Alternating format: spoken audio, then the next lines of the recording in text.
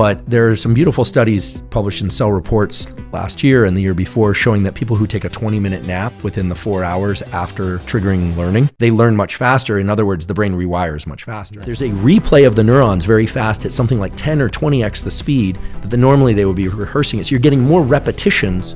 Where was that tool when I was going through school? Yeah, exactly. And learning is a two-stage process. And the learning I'm referring to is specifically deliberate learning. You know, children are learning passively all the time. They're taking in new information. Their brain it's not a complete tabula rasa. It's not a complete blank slate. There's some hardwired functions they show up with, like breathing, like heart rate, controlling heart rate. That helps. But that helps. I mean, you know, offload as much as you can to the genetic program to hardwire the nervous system so they can learn how to walk. And walking is a good example. A kid learns how to walk and then walks reflexively. But of course, at any stage, you can think about how you're walking. That's this flexible transition between voluntary and involuntary movement. But you have to learn how to walk. What we're talking about now is generally deliberate learning, language learning, skill learning, learning knowledge of any kind, learning how to, navigate the emotional dynamics of a relationship, anything. Two phases. One is active engagement and focus. Much of the trigger for neuroplasticity as a process is engaged by dopamine and norepinephrine and a molecule called acetylcholine, which is liberated from multiple sources. That we always talked about how acetylcholine controls the contraction of muscles, but in the brain, acetylcholine mainly comes from two sets of neurons, one in the brainstem and another in the basal forebrain. It serves as a kind of a highlighter, marking particular connections or neurons that later stand a chance to become stronger. So let me give an example. I don't speak a second language, but let's say I decided I was going to learn conversational French. I would learn some nouns or some verbs. I would focus on this, and the greater degree of focus that I bring, the greater amount of acetylcholine is released at that time at the particular locations in the brain that are involved in enunciating the words and writing the comprehension, multiple spots within the brain. That kind of marks those or flags those areas as potentially changing later. But the actual rewiring of the nervous system happens during states of deep sleep or sleep-like states. So when we say neuroplasticity, the brain's ability to change in response to experience, that's a two-part process. It's a process. It's not an event. We always think about things as events, but in biology, almost everything is a process. The takeaway from this is, in order to learn at any age, most critical thing is that you bring as much focus and active engagement to the learning, the encoding of the information, bringing in the information, and then that you get into a state of deep rest as quickly as possible. Typically, that would be the night after you learn, after you have this trigger. But there are some beautiful studies published in Cell Reports last year and the year before showing that people who take a 20-minute nap within the 4 hours after triggering learning, or people that do a non-sleep deep rest type protocol, even just sitting there quietly and not doing anything, they learn much faster. In other words, the brain rewires much faster. Isn't that interesting? It's very interesting, and what's happening is very interesting. We've long known that during sleep, there's a replay of the neurons in the same sequence that they were played during the activity in the earlier in that day. Sometimes even backwards for some reason. It's like the song's played backwards at night. Who knows why? I don't think we should focus too much on that right now. But that replay is the consolidation of the information. You learn. This is why you try something physically, try it physically. You can't do it, and then you come back a week later and voila, you can do it. You had the opportunity to change the neural circuits so that now you can do it. These non-sleep deep rest or these shallow naps of 20 to 30 minutes also create a replay or a firing of the neurons. But there's an additional tool. Get as focused as you can, but then relax as deeply as you can. For how long? If you're going to be focused on something, is there a certain amount of bandwidth we have where it's productive and then it becomes unproductive? Yeah, and it varies for people, and some people use pharmacology to override what I'm about to say, but generally after about 90 minutes, we exist on these so-called 90-minute ultradian cycles. Everything in sleep is a 90-minute cycle, everything in waking is a 90-minute cycle. If you sit down to work, you're like, all right, I'm finally doing it. I'm gonna turn my phone off, I'm gonna write this book.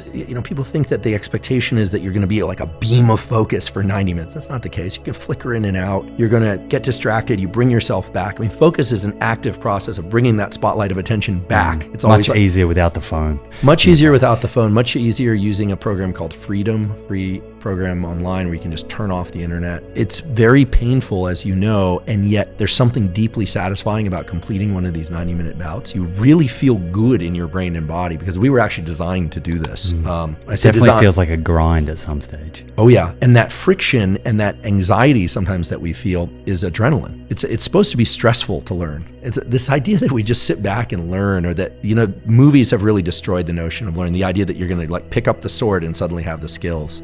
forget it. It's like, this doesn't work that way. Some days are good and some days are worse. If you slept better, generally it's better. People are always trying to optimize how much caffeine, background noise, yes music, no music. You have to tweak things according to your circumstances, but after about 90 minutes, you should really take a break and let your mind go idle somewhat. Ideally, you would take a 20-minute nap or a 30-minute nap or do a non-sleep deep rest protocol within the first hour to 4 hours after that. But a lot of us have a lot of demands. You go straight from a 90-minute bout to commuting. Sleep that you get that night is going to be the most powerful tool for wiring the nervous system. That's when it really happens. And so we can talk about tools to get into deep sleep and stay asleep more if you like. But there's another thing that you can do, which is that there's a beautiful literature on what's called gap learning effects, where let's say, and this has been looked at for physical skill learning, for music learning, math, etc., where if every couple of minutes, just randomly during your intense learning or focus, you pause and you just take 10 seconds and do nothing. Just let your brain idle, eyes open or eyes closed, doesn't matter. What happens is your rates of learning actually increase. And the reason is, now they've done neuroimaging on this, really excellent studies published in great journals, show that during those little gaps that you're taking, there's a replay of the neurons very fast at something like 10 or 20x the speed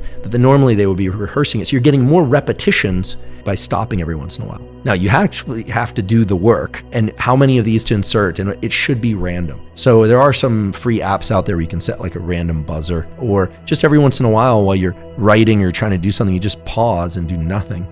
Where was that tool when I was going through school? Yeah, exactly. And I think that the science on this dates back about 20 years, but it's only now that there's enough of what I call a kind of center of mass around these studies that really point to the fact that gap learning effects are really strong. They're very beneficial. You learn faster. So it's focus, rest, focus, rest, focus, rest. And that can be done on the micro level, like within that 90-minute block. Let's just make up a number for fun so people have something to anchor to. If you're going to sit down and do an hour of work, let's say for every 60 minutes of focus or learning that you try and do, introduce 30 gaps of 10 seconds at random, truly at random, not on a regular interval. And then sometime later that day, if you can, do an NSDR, non-sleep deep rest. And if you can't, okay, no big deal. You won't learn as fast, but you'll still learn, provided that you get into deep sleep that night. Let's say you have a lousy night's sleep. You'll still learn, but you won't learn as well. And maybe the next night you stand a chance of encoding that information. So neuroplasticity involves a very strong trigger, and then deep relaxation is when the actual rewiring occurs. And there are exceptions to this, but I should just mention, because it brings us back to an earlier point, that when